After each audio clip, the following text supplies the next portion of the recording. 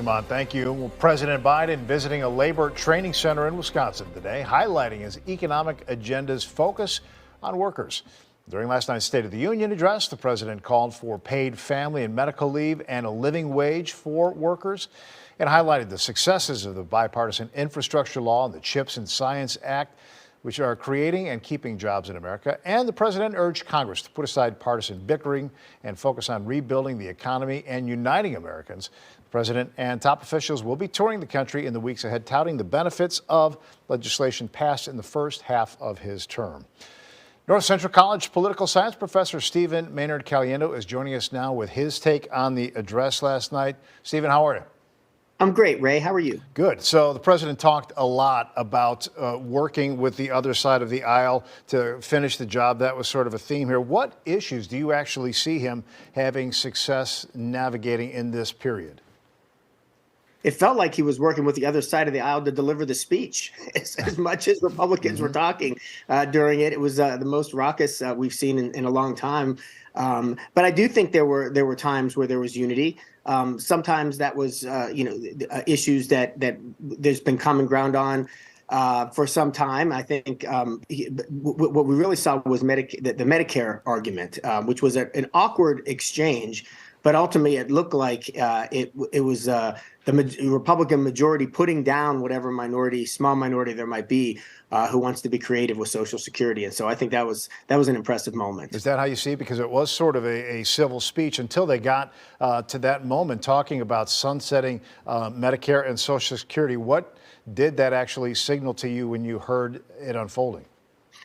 Well, there's no question that the speechwriters were being somewhat disingenuous in the comments. President Biden was very clear that only some Republicans have called for that. It's been very few that have called for either privatization or some sort of creative solution, sunsetting every law after 5 years or something of the sort.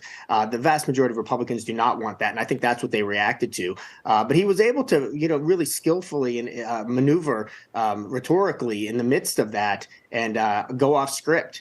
And come to a place where everybody was standing and clapping, saying that Social Security and Medicare are off the table for consideration when we're talking about the debt ceiling. It does sound like that would be a mass appeal issue to voters that they could sort of get behind, because that's something that they want to protect. Did you think that the address helped President Biden start to begin that process to run for re-election, given where his ratings are standing?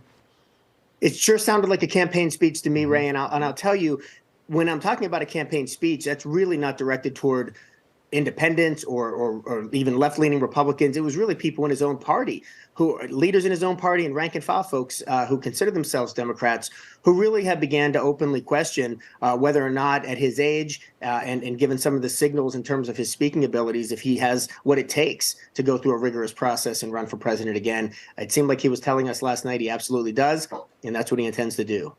I have to ask Governor Huckabee Sanders with the rebuttal. What were your thoughts on her comments and her selection as the voice of the GOP? I mean, it's a generational question, right? I mean, they picked I think she's the youngest governor in the United States. Yeah, in the United States right now. Of course, she has a national profile because of what her position was in the previous administration and the press secretary. And so I think, and she's also doesn't pull punches. And that's, that was really the theme last night. The president in his remarks was very blunt at times. Certainly the response from Republican lawmakers, some of them, was direct, more than we've seen. It felt like prime minister's questions at times. And then when you had Sarah Huckabee Sanders coming and being very clear about where she thought things were, that all added to the social media uproar afterwards, folks calling the president a liar, et cetera. And it really is a different feel than we've had in other State of the Union addresses. North Central political science professor Stephen Caliendo, always good to catch up with you. Thanks a lot. Good to see you, Ray. Have a great night. Okay, you too.